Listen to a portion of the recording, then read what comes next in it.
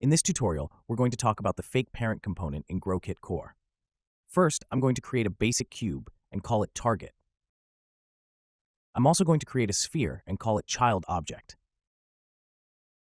On our child object, we're going to add a fake parent component, and we are going to put the target object into the parent transform slot. For this example, I'm going to have it parent on start so it will automatically follow. Let's hit play.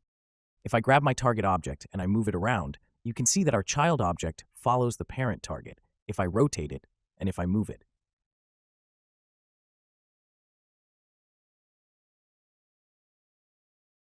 Notice that even though it looks like they're parented, they're actually still separate in our hierarchy.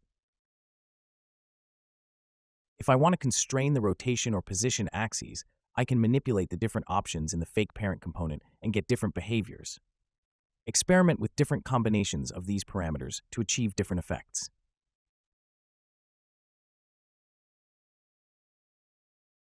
That's all for the fake parent tutorial.